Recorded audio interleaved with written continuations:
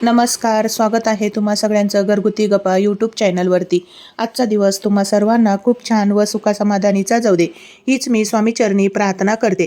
नवीन व्हिडिओला सुरुवात करण्याआधी तुम्ही जर माझ्या चॅनलला पहिल्यांदा बघत असाल तर चॅनलला लाईक, शेअर, सबस्क्राईब करा व कमेंटमध्ये श्री स्वामी समर्थ लिहायला अजिबात विसरू नका। चला तर मग नवीन व्हिडिओला सुरुवात करूया। कालाष्टमी म्हणजे भगवान शंकराचा एक रुद्र अवतार, भगवान शिवाचे भयंकर रूप।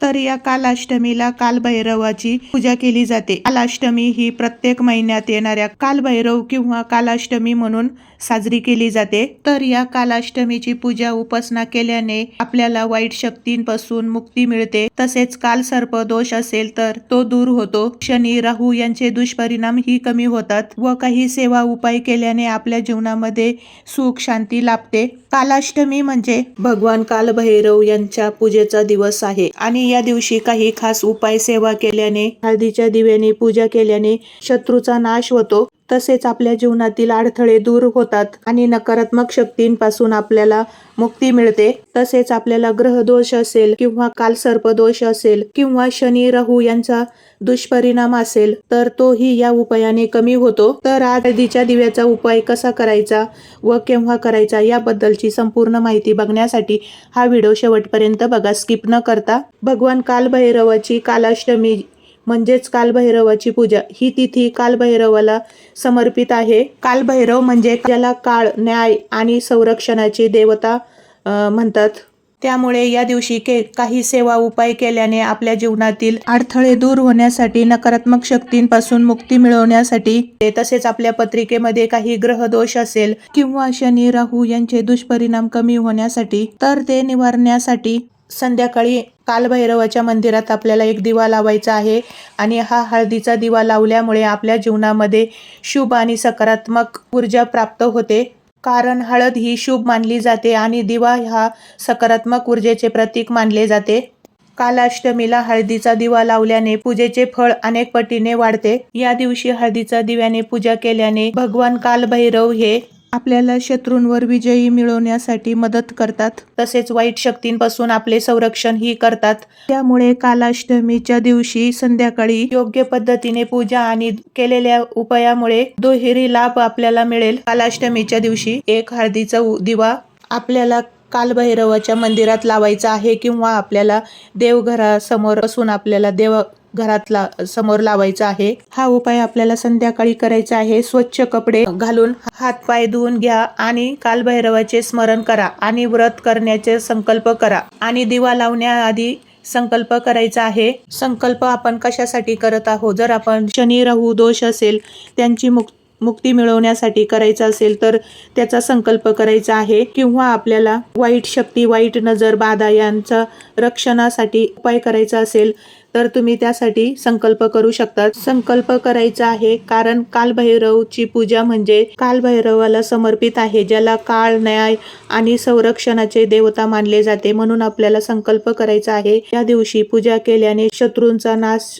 होण्यासाठी किंवा अडथळे दूर होण्यासाठी किंवा नकारात्मक शक्तींपासून मुक्ती मिळवण्यासाठी आपल्याला संकल्प करायचा आहे आणि ज्या कारणासाठी आपल्याला हा उपाय करायचा आहे त्या कारणाचा आपल्याला संकल्प करायचा आहे आणि त्यानंतर हा दिवा आपल्याला लावायचा आहे। तर दिवा कसा लावायचा आहे? हळदीचा दिवा लावण्यासाठी आपल्याला मातीच्या दिव्यामध्ये गाईचे तूप भरा आणि त्यात थोडीशी हळद घाला आणि हा दिवा आपल्याला घरी किंवा मंदिरात किंवा कालभैरवासमोर तो दिवा लावायचा आहे व दिवा लावल्यानंतर आपल्याला मंत्र म्हणायचा आहे, ओम कालभैरवाय नमः, ओम कालभैरवाय नमः। या मंत्राचा जप करायचा आहे 21 वेळेस, 11 वेळेस किंवा तुम्हाला शक्य होईल तितक्या वेळेस तुम्ही या मंत्राचा जप करू शकता। जप झाल्यानंतर तिथे आपल्याला कालभैरवासाठी उडदाची डाळ आणि गुळ अर्पण करायचा आहे। असा उपाय आपल्याला संध्याकाळी 6 नंतर कधीही करायचा आहे। कालभैरव अष्टमीला हळदीचा दिवा लावल्याने पूजेचे फळ अनेक पटीने वाढते, तसेच आपण ज्या इच्छेसाठी संकल्प केलेला आहे तर ती ही इच्छा आपली लवकर पूर्ण होते। असा हा उपाय कालाष्टमी रोजी हळदीचा एक दिवा लावल्याने कालाष्टमी आहे।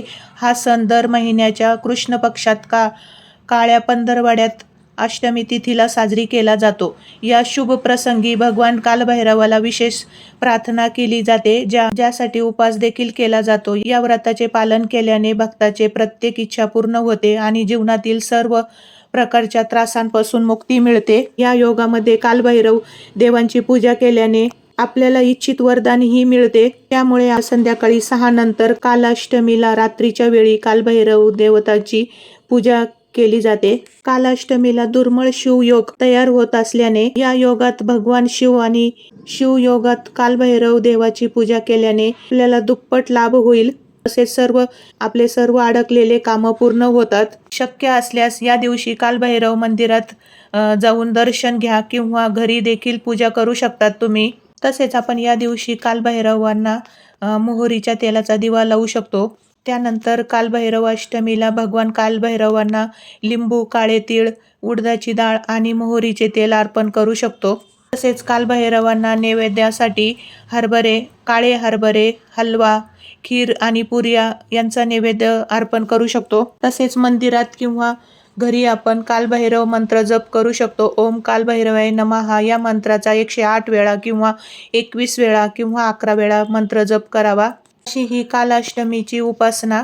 कालभैरव हे भगवान शिवाचे भयंकर रूप मानले जाते. तसेच काळ, न्याय आणि संरक्षणाचे अधिपती मानले जाते. असे मानले जाते की कालाष्टमीची पूजा आणि उपवास केल्याने वाईट शक्ती दूर होते, तसेच शत्रूंपासून ही मुक्ती मिळते. चला तर मग कालाष्टमी बद्दलची ही माहिती आवडली असेल, व्हिडिओ आवडला असेल तर चॅनलला लाईक, शेअर, सबस्क्राईब करा. त्याचबरोबर बेल आयकॉनलाही प्रेस करा, जेणेकरून मी जेव्हा केव्हा नवीन व्हिडिओ अपलोड करेल त्याचे नोटिफिकेशन हे सर्वात आधी तुम्हाला मिळेल. तसेच हाईपलाही क्लिक करा. चला तर मग पुन्हा भेटू अशाच पुढल्या एका नवीन व्हिडिओमध्ये. तोपर्यंत श्री स्वामी समर्थ, श्री अवधूत चिंतन, श्री गुरुदेव दत्त, श्री स्वामी समर्थ.